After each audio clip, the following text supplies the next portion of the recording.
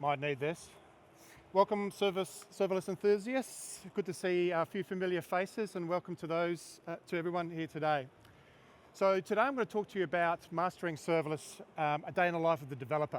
All right, so what we're going to cover, so firstly, let me introduce myself. I'm a principal solutions architect with a serverless team in Australia and New Zealand. I've been with AWS for about 8 years now, and pretty much most of that time I've spent educating people around serverless technologies. So it's fair to say I'm really passionate about this stream of technology. I like to speak at conferences like this. I write the occasional blog posts, and I love supporting our serverless developer community. And a big shout out to the Serverless Days team in ANZ, who are holding a conference next month in Sydney and Auckland. So hopefully there's still tickets available. Go and attend that. But I also like to work on open source projects like Power Tools for AWS Lambda. And so I'm going to introduce you to that a little bit later in the talk. So my journey with serverless started probably roughly around about 2015, just after the launch of AWS Lambda. And it's been a privilege to see, and quite an experience to see how this technology has evolved over time. We've made significant inroads and advancements in the technology and the offerings that are available today. But I know for many of you that journey is just beginning. And while we have a huge amount of maturity and application space with serverless today, we're definitely no longer resizing images, right? The sophistication of our applications and the services that we have definitely improved. So am I going to be able to teach you how to master serverless in 30 minutes? Probably not, but I'm going to give it a good go. I want to share some of the insights into some of the core disciplines that developers need to have today in order to be effective in the serverless space. And I want to cover some of the design challenges to help you understand the why around some of the decision making and some of the architectures that I'm going to introduce you to, as well as show you how Power Tools for AWS Lambda is going to help you accelerate your developer velocity and help you improve and implement best practices. So first of all, let's talk about what serverless is. And now I was going to introduce you to our quintessential introduction to serverless, which is all about no infrastructure to manage or provision, pay for value, highly scalable and secure implementations and all of that stuff. But I've come to realize that over the years, it really boils down to these two things, right? Serverless is all about building solutions with native AWS services. And a really deep understanding around the concepts that serverless is really an extension of your application architecture. And what I mean by that is that it's very difficult to divide applications from infrastructure, because the infrastructure that you define as part of a serverless application is so important in helping you describe the behavior of your system, as well as implementing the architectural design patterns and integration patterns that make your applications work. Now, being vocally self-critical, it's hard to discern what I just meant by that by looking at what we've been telling customers what serverless looks like. And this is an example of our typical architecture that we've been posting to customers over the last few years. In reality, this isn't what customers are building. In reality, the architectures that customers are building today looks a little bit more like this. And with this comes a lot more complexity. Now, in order to help sustain these types of architectures, serverless developers today need to have these 5 core disciplines. They have to have a deep understanding of the AWS services that they're working with, knowing how those services are behaving, how the event-based models in which they are invoked, and the types of event sources, for example, that are triggering things like AWS Lambda functions and how that has an effect on the applications and the implementations that you're building today. You need to have a good understanding around the serverless tools and the frameworks that are available, and a deep understanding around architecture and application integration patterns. This is probably the most important thing that you need to understand when you're building solutions today. DevOps and automation are a key part. You can't do serverless today without actually automating the applications that you're building and making sure that your DevOps cycles align with the pace at which you're innovating. And observability is a key component for helping you understand how your customers are interacting and the types of behaviors that are being manifested in the applications that you've got. Now let's have a quick look at some of the tools and frameworks that you have. Now, first of all, I'd like to say, use a serverless framework. You will be surprised how many customers there are today that aren't using a framework. Now, there are many frameworks out there in the market. What I've got on the slide here are just a very small selection of what's available. But they are mostly some of the common frameworks that are available today. Now, each one of these frameworks has a different level of abstraction, right? And has different features and capabilities. And sometimes you'll have a choice around which you can use, and sometimes you won't. But either way, I'd like you to sort of like just be mindful around, when you are making a choice around the frameworks that are going to help you build your serverless applications, that be mindful around the dependencies and the complexities that they introduce and some of the trade-offs that you make in your choices that aren't necessarily just wholly developer related. Some of these things might be related to you understanding and learning a new domain-specific language. There may be different support models that support those frameworks, right? And some may come at a cost. Either way, none of these things actually absolve you from really truly understanding how the services work. Think about the mental model that you have to make from going from an architecture diagram into an abstraction that represents your infrastructure as code, only to get the building blocks that fundamentally make up that architecture once you've deployed that infrastructure. You need to, and having a good understanding around that is really important. And don't spend too much time being expressive around, finding new and innovative ways of creating your infrastructure. Most developers don't get paid to do that. Most developers get paid to build business solutions and solve business problems, not spending time over engineering infrastructure as code. Now, personally, I like to operate at the lower end of the abstraction level, and today's examples that I'm going to show you are really based around the serverless application framework and the work and the services that we have there. But what I really want you to understand with all of this is that it's not necessarily what you use to create your infrastructure, it's how you use it that's really important. And I want you to walk away with one word today, is that understanding that composition is the most important part. So whether you use Terraform, CDK, SAM, it doesn't really matter. It's understanding, how you're aligning your logical architecture with your physical implementation and ensuring that those two align. Right, that is the key to success in building serverless today. That involves understanding the granularity of the services that you're building and how that aligns to your deployment models. It's also understanding, managing the dependencies and making best use of things like the managed service integrations that help describe the patterns that you're using. Now, some of the questions that you could ask yourself are things like, on which side of the service boundary does a service need to sit? If I've got clear separation in my domains, right, I need to understand what are the roles and responsibility of those services and who owns that piece of infrastructure. Sometimes that's not very clear cut. And we'll explore some of the reasons we'll explore some examples around how that works in a minute. But here's a little quiz. You may have seen this before from talks that Gregor Hope has made over the last couple of years, but I really love this slide. Now I look at architecture diagrams almost on a daily basis.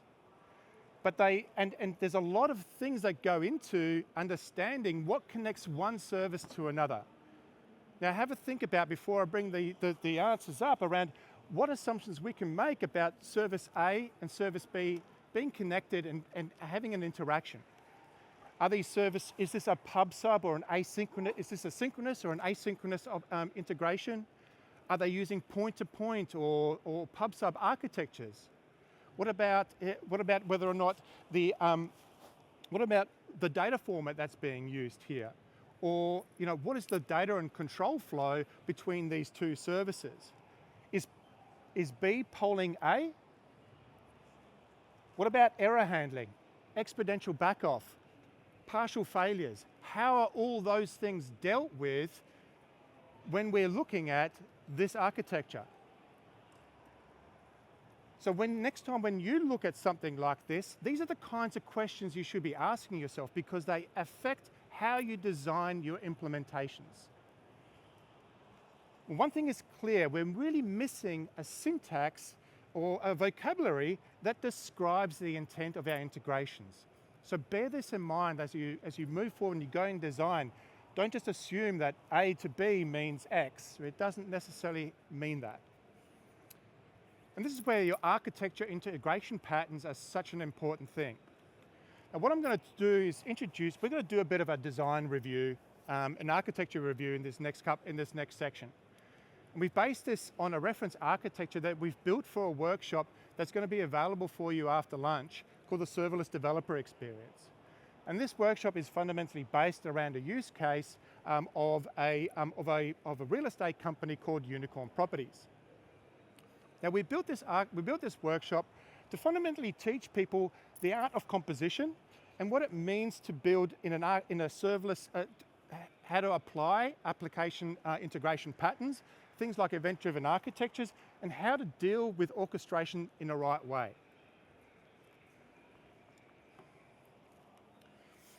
So let's take a look at version 1 of our architecture. One of the key choices that we decided to make was making sure that we're using events as a way of decoupling these subdomains. We've got 3 subdomains. The first one is Unicorn Contracts. This part of the architecture is fundamentally a service that deals with a contractual relationship between someone selling a property and the agency, right? It captures simple information around, the property that's being sold, all of the fees and charges and contractual agreements that happen between the seller and the agency. Fairly straightforward. We've got the Unicorn Web domain, which is effectively a way for customers to search for approved properties. Now, only approved properties can be listed. That means that they need to have they need to go through a check and balance to see whether or not the content that the agent submits through this domain actually is safe content, as well as making sure that we have an approved contract. And that before that property can be listed, it needs to go through an approval process. And this is what Unicorn Properties does.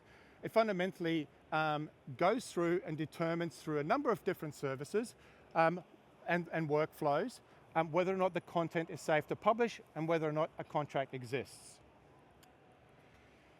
Now, in version 1 of our contract service, we had this very simple domain. We've got an API through which agents actually create or update contracts. Pretty simple. When you're looking at this is actually not dissimilar to that standard architecture diagram that I showed you before, right? We've got an API, we've got a Lambda function, we've got a DynamoDB table. But what we're doing here, in order to facilitate and let other parts of the system know that a contract has been created or updated, we're using events to signal that change. Now, how that is manifested itself in infrastructure as code is through this same definition, which defines a function and then implicitly creates an integration with the API gateway that is defined in the rest of the template. Now, on the implementation side, we've got a very basic implementation. We've got a method that creates the actual contract in the database, and as a result of that action happening, we had a call to EventBridge to publish an event to say that state change had occurred. But what's wrong with this picture? what have we just done? If you're thinking what I'm thinking, then you would have guessed correctly in that we've introduced a distributed transaction, right? So one of the things that if any of those actions fails, either the database fails and we don't deal with those errors correctly, we fundamentally can put the entire system in an inconsistent state. So what did we do? We revised our entire architecture in this space and made some significant changes. The first one was to introduce an asynchronous operation by introducing SQS as a buffer between API gateway and the Lambda function. We also removed our distributed transactions by introducing DynamoDB streams. This mitigated the need for us to do two operations, and we were just using the event generated by the action by modification or creation of the item within the database as a way of reacting to that change.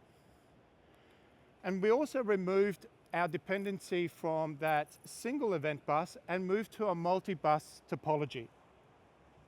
I'm going to walk through each of these steps individually. So the first question we asked ourselves is, does creating or updating a contract actually, does that represent an action that should fail? Like if I'm the agent in this instance, I can reasonably expect that any commands that I send the system should actually fail. There was no need for us to have a synchronous operation that required the agent to stand around and wait for some kind of result. In the event that an action in the event that there was a system failure, what was the agent going to do about that? Right? Typically what happens is you get presented with some error that the agent doesn't know what to do with, and they'll probably try and resubmit the request with the same result. But by breaking this down, we were able to fundamentally create three different transactions. The first transaction mitigated or necessitated a change in how we did and defined our infrastructure as code. We're no longer using the native integration supported by SAM and implicitly creating the integration between API Gateway and Lambda. We now needed to use, to extract that API definition and define it as an open API specification and introduce the API Gateway integration components that allowed us to invoke the SQS function and translate the request from API Gateway into a send command that we could then pass on to SQS. Now this is a very common pattern that should be at the forefront of your mind when you're talking about these one-way asynchronous integrations. By introducing that, the buffer, the message ends up in the queue, and we've got a durable buffer that effectively completed that first transaction. Now this needed some changes to our infrastructure as code. Firstly, we needed to take our function code and we needed to change the event source for the Lambda function from API Gateway to SQS. And then fundamentally changing the API definition to leverage the open API specification for the API. The next bit, as I was saying before, provided transaction 2, right? The Lambda function now had a durable buffer. Any failures that occurred by creating that record in the contracts table would allow us to roll back that definition and not surface that transaction, that failure back to the user, but provide us an ability to retry, exponentially retry the actual persistence of that request. And during that, and if that was something, there was a terminal failure in that application, we still had the ability to eventually persist that record in the database without affecting the downstream effect that change would have had on any other system. It's just eventually consistent in that respect.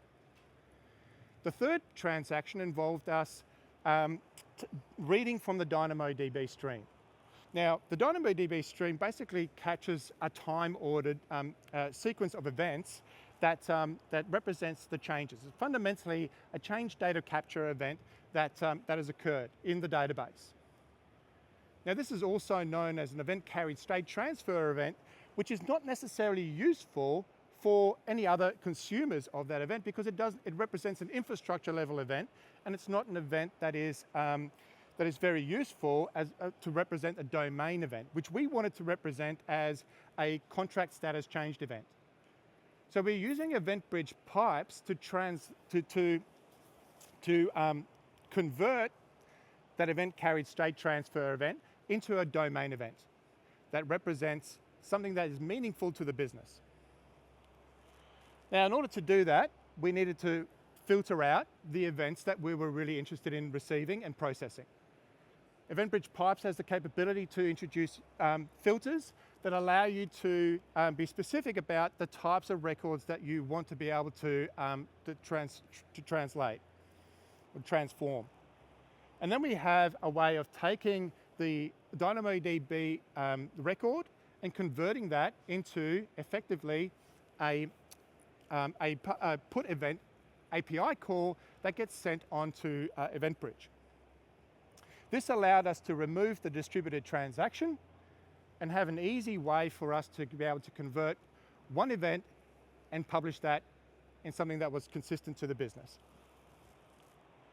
Now lastly, we moved away from a single bus to a multi-bus topology. Now, why did we do this? Well, first of all, we wanted the publishers to be in control of, be in a position or have the means by which they publish their own events. So rather than having a dependency on a shared piece of infrastructure, the event bus now became part of the application stack, right? So all events that are being published by contracts or any other service are done through an event bus that they own, right? This allowed us to make this application a little bit more portable as well, because now that application is self-contained and has no dependency on shared infrastructure.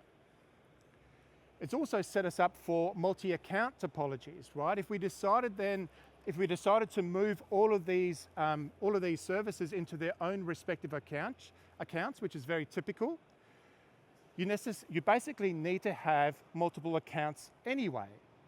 So designing our application in this way set us up for future evolution of the architecture. One of the key benefits of this is that it's also allowed a direct relationship between the event publisher and the event consumer. If I look at the event bus and all the rules on the event bus that are there, I can see exactly who's subscribing to the events that I'm publishing, as opposed to it being on a shared piece of infrastructure where all of the events for all of the subscribers are in one place. So now I've got a more direct relationship with the consumers of the events that I'm using. And it also provides us a means by which subscribers can manage their own rules on an event bus that they don't own. Now this is possible through resource policies, which I'm going to walk you through in a second. Now, one of the common challenges that I see with customers today when they're thinking about event buses and publishing events is that there's quite often a bit of a composition smell. And what I mean by that is, if you're defining your event bus and all of your rules in one definition or one particular application stack, you're effectively creating a routing list implementation as opposed to supporting an event-driven or a pub subtype architecture. What you really want to try and do is facilitate the means by which subscribers are in control of the events that they're subscribing to without you necessarily interfering with how, or necessarily being in control around those resources.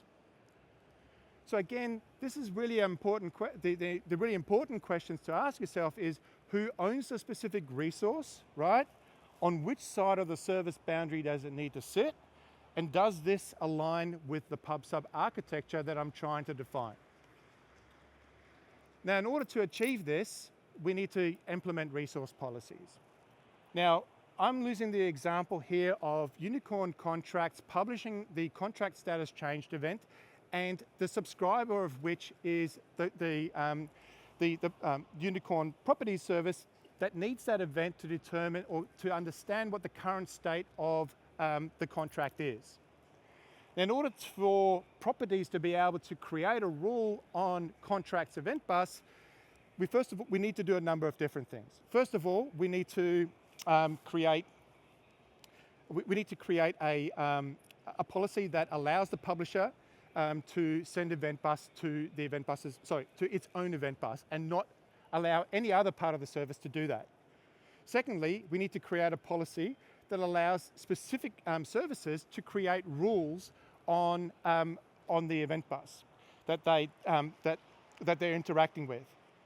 Thirdly, we need to give EventBridge the permissions necessary to allow the contracts event bus to send events to the properties event bus. And finally, we need to define a subscription that defines the rule that gets placed on the contracts event bus. Now, this is what that implementation fundamentally looks like. It's basically applying a whole bunch of policies onto the event bus that, in this case, allows the contracts to only the contracts event bus to publish events to its own event bus.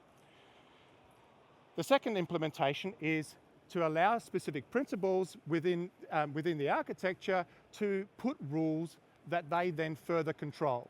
This implementation is then further guaranteed by the conditional policies that can be set on that event bus to only allow those principals who are creating the rules to manage the rules and not any other principal, as well as making sure that there's some conditions around what types of events that they can subscribe to.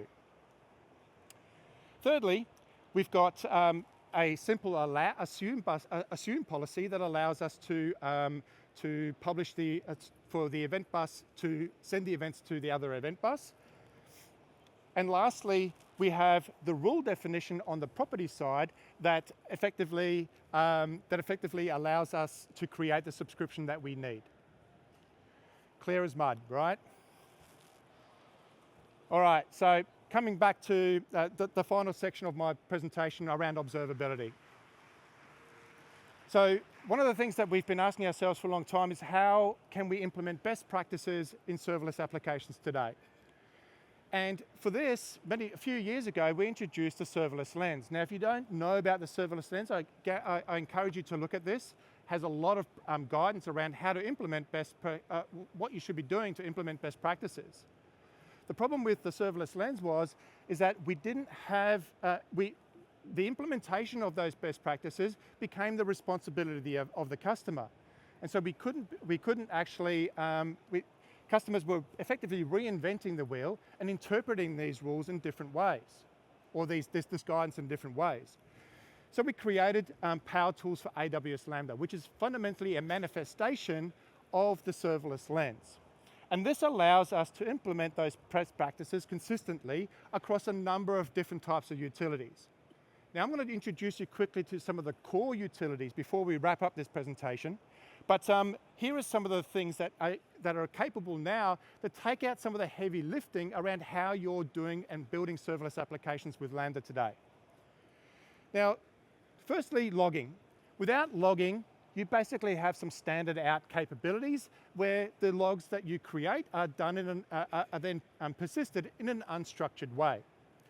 With Power Tools, and using some of the decorators that library provides, you're able to effectively either annotate the method or individual method, annotate the Lambda handler or individual methods within, and effectively create wrapper for that captures things like the event that actually invoked that Lambda function, as well as providing you with a structured logging that includes all of the details that are associated with that Lambda invocation.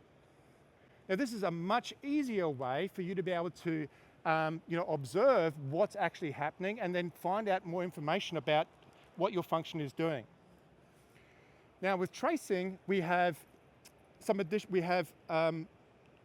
a number of different ways that you can use X-ray tracing.